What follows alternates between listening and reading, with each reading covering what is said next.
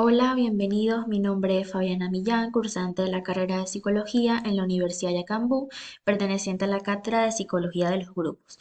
En esta oportunidad, mi persona, junto con mis compañeras Kevin Rodríguez, Ámbar Terán, Natalia Flores, Albresni Alfonso y Jennifer Ojeples, estaremos hablando un poco sobre la psicología de los grupos y los conceptos primarios que engloba la materia. Gracias de antemano por su atención y espero que disfruten nuestra exposición. Concepto de grupo según algunos autores. Marx y Engels, al afirmar que el hombre es un animal social, subrayaron que el carácter colectivo del trabajo y toda la actividad del individuo es su esencia. Esto también significa que el hombre está determinado por su medio social vinculado con su medio social más inmediato. Estas condiciones de vida del individuo vinculado directamente con el sujeto representan su micromedio, a través del cual se conecta con su macromedio, que es su forma social más amplia, y con toda la sociedad en un conjunto. Para Sheriff, por otro lado, el grupo es una unidad social constituida por un número de individuos que tienen o no intereses o relaciones entre sí o diferentes. También poseen un conjunto de normas y valores que regulan la conducta de sus miembros en aquellos aspectos de trascendencia para el grupo. En la psicología social y sociología social burguesa, el hombre es concebido como el modelo fundamental para la explicación del grupo y este es el funcionamiento del sistema social. Esta concepción del grupo como núcleo central en el análisis y explicación de todos los procesos sociales resulta ser, desde el punto de vista teórico y metodológico, evidentemente débil como consecuencia de que en este enfoque hay una esencia de la concepción marxista de la sociedad y del puesto que en él juegan los grupos sociales. Una definición más modernizada podría ser que el grupo es un conjunto de dos o más personas que se reúnen con cierta frecuencia con un fin determinado. El cumplimiento de este fin los lleva a aportar el comportamiento de los miembros y a establecer un sistema de funcionamiento, lo que lo convierte, valga la redundancia, en un grupo. Tipos de grupos. La manera en la que se organiza el grupo es un elemento fundamental a la hora de entender cómo y por qué funciona. Es por ello que desde la psicología de los grupos se investigan las diversas variables, desde el tamaño del grupo a la presencia de influencia o liderazgo que existe en él. Solo por nombrar algunas de las clasificaciones podemos destacar los grupos primarios o secundarios, los grupos de pertenencia y los vinculados al tamaño. No todos los grupos son iguales, de hecho podemos encontrar un gran número de tipologías respecto a las características de los miembros o el por qué se forman. Pero por destacar encontramos los primarios, que son aquellos donde el individuo tiene una sesión cara a cara con otra persona y esto sucede de forma continua. También tenemos los secundarios, donde la conexión no es de forma tan continua y puede ser con uno o más objetivos específicos. También tenemos los grupos de pertenencia, donde el individuo no escoge estar, está allí por alguna circunstancia o característica ajena a su control o deseo.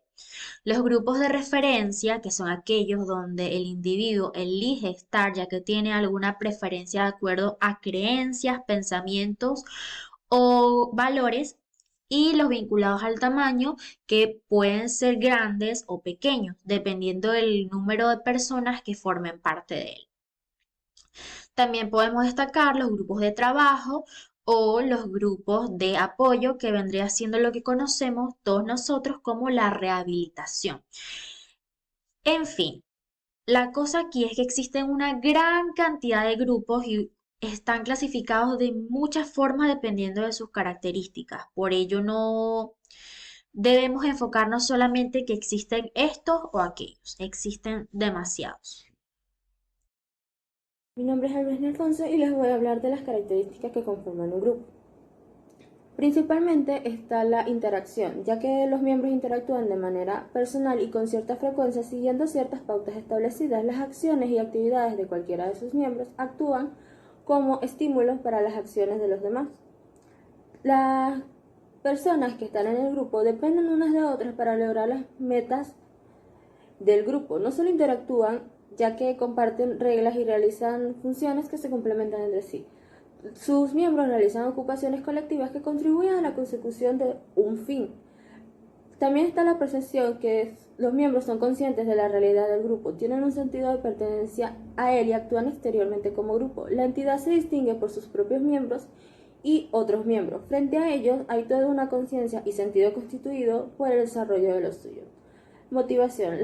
Los conjuntos nos permiten satisfacer las necesidades explícitas e implícitas de los individuos. Los primeros tienden a encajar directamente en el propósito específico de la pieza o conjunto. Los implícitos, que pueden ser menos evidentes como la amistad y el liderazgo, movilizan a los sujetos a participar en actividades grupales.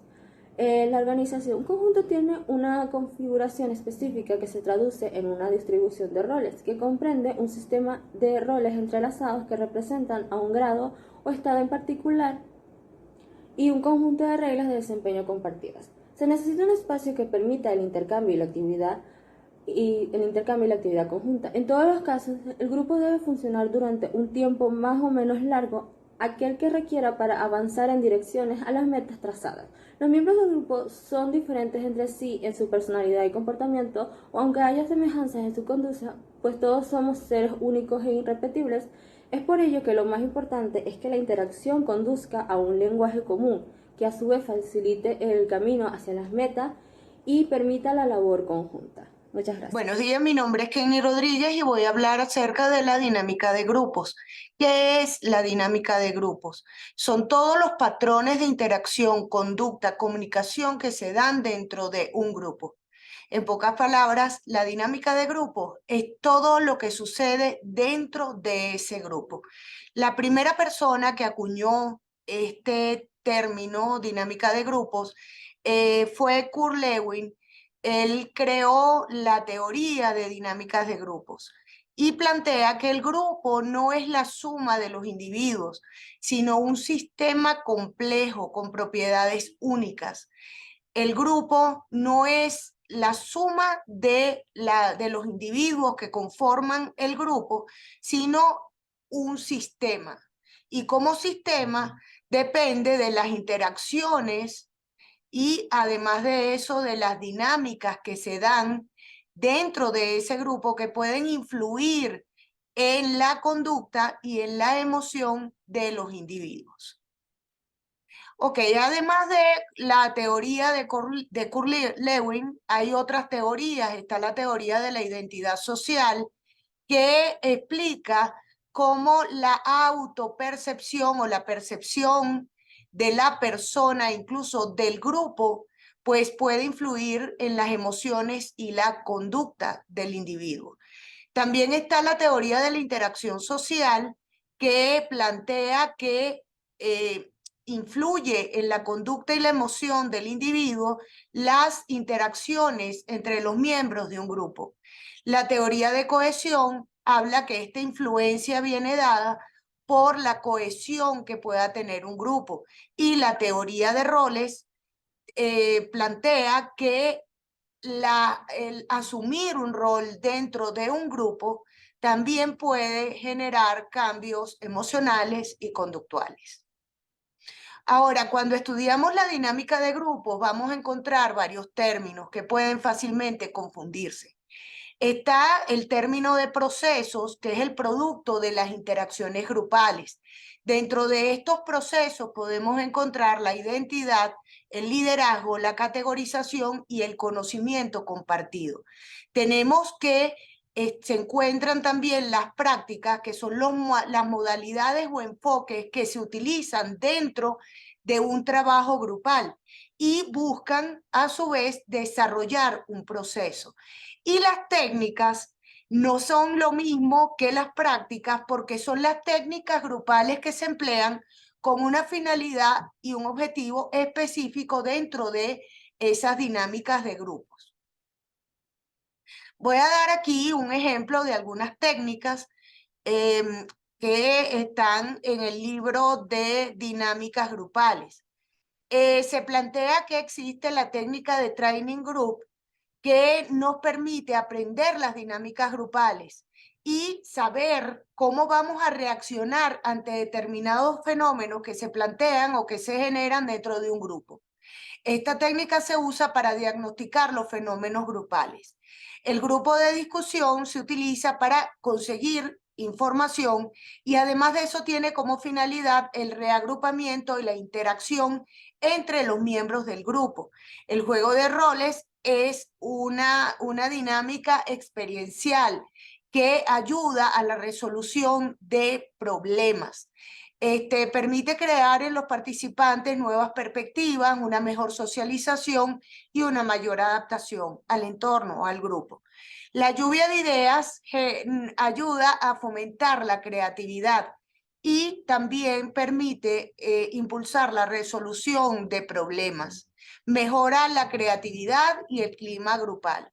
El Philips 66 se utiliza para trabajar con grupos que tienen muchísimos miembros, grupos muy grandes, y una de las principales características es que dividen esos grupos grandes en subgrupos.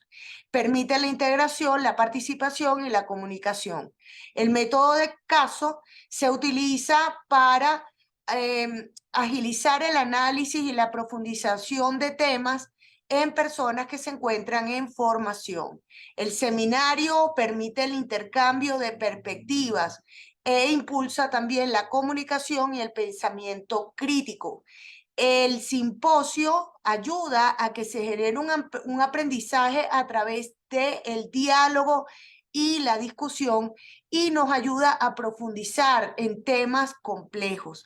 La reunión, por su parte, tiene objetivos concretos y permiten o apoyan la comunicación, la integración y la obtención de soluciones puntuales. Tal como dije al principio, dentro de la dinámica grupal tenemos las técnicas, pero también tenemos las prácticas. ¿Cuáles serían las prácticas? Las prácticas atienden a los procesos. Estos procesos, como ya les mencioné, son los procesos de identidad.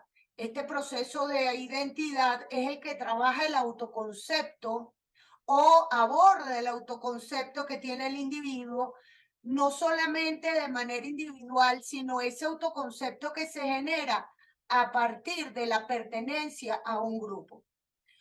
El liderazgo, a su vez, es un proceso que se relaciona con la influencia que pueden tener en un grupo, una persona o un individuo para el logro de esas metas y esos objetivos de forma grupal.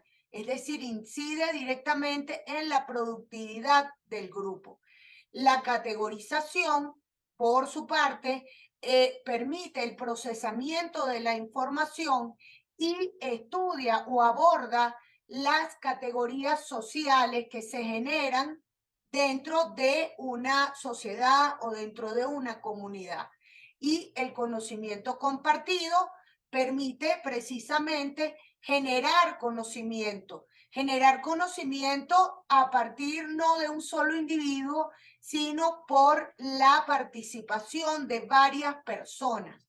Entonces, gracias a la participación de esas varias personas, se puede generar un conocimiento compartido. De acuerdo a estos procesos, se desarrollan algunas prácticas dentro de la dinámica de grupos, precisamente para poder impulsar o trabajar los procesos que ya mencioné. Tenemos en primer lugar los grupos terapéuticos que son específicos para abordar el proceso de la identidad.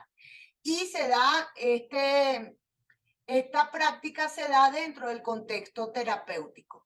Tenemos los grupos de apoyo en línea que también son para abordar el proceso de identidad y se utiliza generalmente por la psicología de la salud. Los grupos de diálogo trabajan el proceso de la categorización y se trabaja generalmente a partir de la terapia comunitaria o social. La práctica de los grupos maduros trabaja el proceso también de la categorización y se aborda en terapia, en educación, tanto formal, informal o comunitaria. El rendimiento de los equipos por proyectos. Este rendimiento de equipos por proyectos aborda el proceso de liderazgo y se trabaja en la psicología organizacional y también en el área laboral. La práctica PROMOT también aborda el proceso de liderazgo. Los grupos de decisión en línea abordan el proceso de liderazgo. Las comunicaciones de práctica informales es una manera de abordar el conocimiento compartido y se utiliza en ámbitos educativos, comunitarios, sociales, organizacionales y laborales. También tenemos las comunidades de práctica formales. Es otra manera de abordar el proceso de conocimiento compartido y los grupos presenciales de conocimiento también abordan este proceso. En esta parte hablaremos de la definición, alcance y aplicaciones de la psicología de los grupos. La psicología de los grupos tiene como objetivo principal observar, analizar e investigar el comportamiento de una sociedad, es decir, el rol que ejercen los grupos sobre el comportamiento de las personas a nivel individual y de la comunidad. Consiste en satisfacer necesidades psicológicas y sociales, conseguir metas que difícilmente podemos alcanzar solos, proporcionar conocimiento e información, etc. Aplicaciones de la psicología de los grupos en el área de la salud. Grupos terapéuticos. Estos se consideran distintos procedimientos grupales en cuanto a su aplicación terapéutica. Grupos de apoyo, formados por individuos voluntarios que se reúnen periódicamente bajo la supervisión de un profesional para compartir experiencias, estrategias y habilidades de afrontamiento y retroalimentación. Grupos de autoayuda. Estos gestionan sus propios objetivos y formas de funcionamiento. Otras aplicaciones en la psicología de los grupos pueden ser dentro de una organización pública, privada, para que los trabajadores optimicen sus labores y hagan más prósperos a las empresas o instituciones. También puede desempeñarse en el campo político, social, laboral y de consumo. Su función es comprender el funcionamiento del liderazgo, estudiar las comunicaciones de los grupos, conocer la dinámica de formación y desarrollo de los grupos, comprender cómo se unen los grupos, comprender los roles, conocer la influencia de los grupos en la sociedad, comprender el funcionamiento de las relaciones intergrupales y comprender cómo influye un individuo en un grupo, entre otras funciones.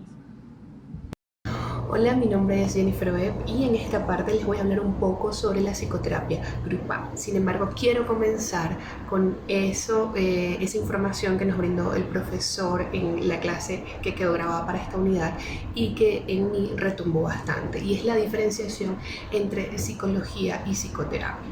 Recordar, como decía el profesor, que la psicología es una ciencia y bueno, la psicoterapia es una rama de la psicología clínica que es una herramienta consensuada entre un profesional que debe estar entrenado y una persona que desea tratar determinado problema.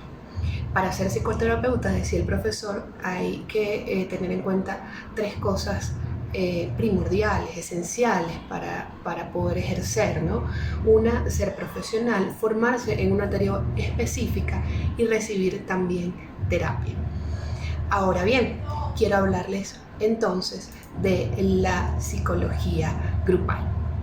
Entonces, entendemos que el grupo o el colectivo dentro de la psicoterapia grupal es un espacio de contención y de protección y un sistema en el que se juega todo, lo individual, lo social y lo familiar.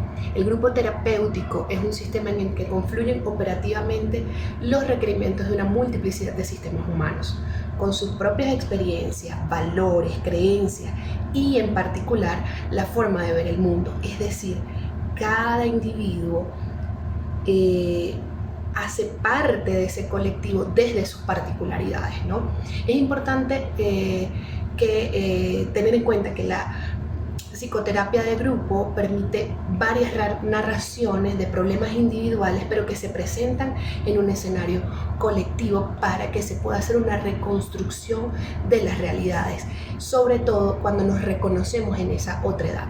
El espacio grupal terapéutico dará apertura a ver, pensar, sentir una construcción social diferente a la que hemos conocido antes, porque se va a hacer más familiar y vamos a crear nuevas experiencias.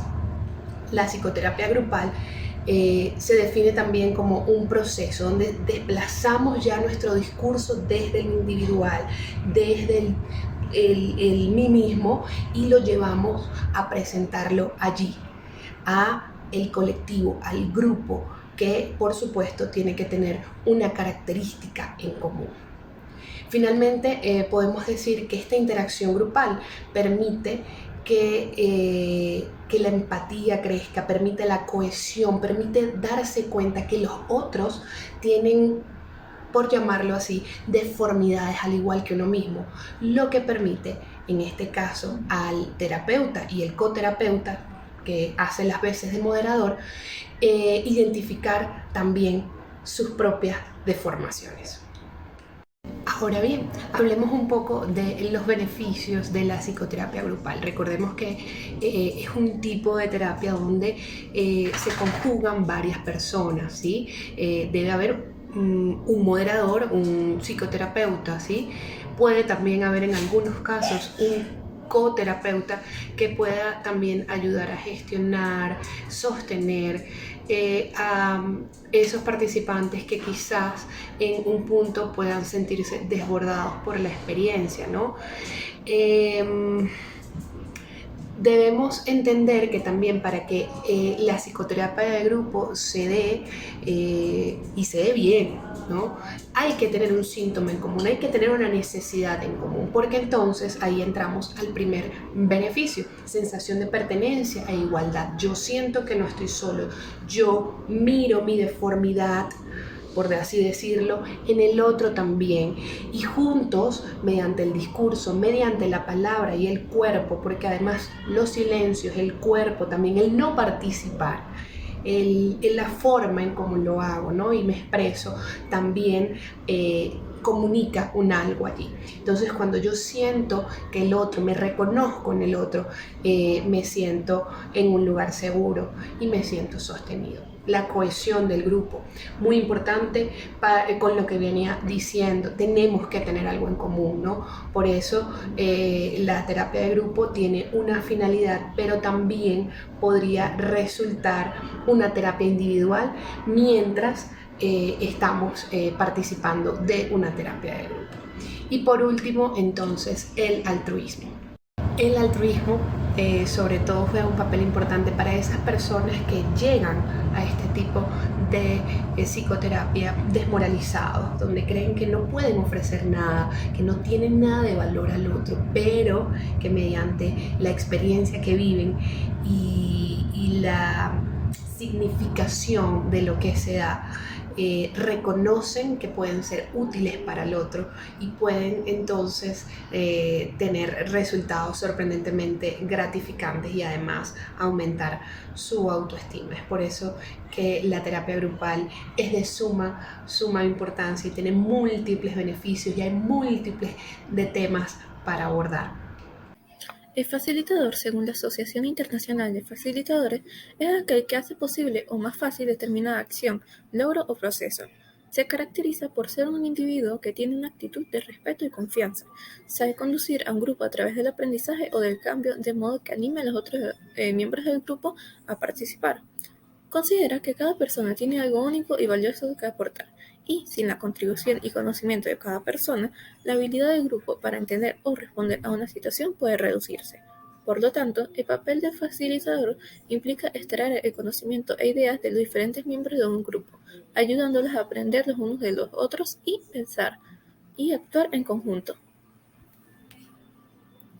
Los facilitadores reconocen las fuerzas y habilidades de los miembros del grupo, ayudan a que se sientan cómodos en compartir sus esperanzas, preocupaciones e ideas. Además, valoran la diversidad y es sensible a las diferentes necesidades e intereses de los miembros del grupo.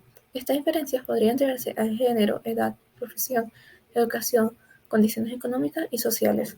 Las conductas éticas son aquellas costumbres y normas que dirigen o valoran el comportamiento humano en una comunidad y que son cultural y moralmente correctas y conducen al bienestar integral de las personas y grupos con los que nos interrelacionamos. No solamente se refiere a los fines de los procesos de desarrollo y cambio, sino también al proceso mismo, es decir, los medios. Estos valores incluyen de manera prioritaria la integridad, responsabilidad, idoneidad y respeto.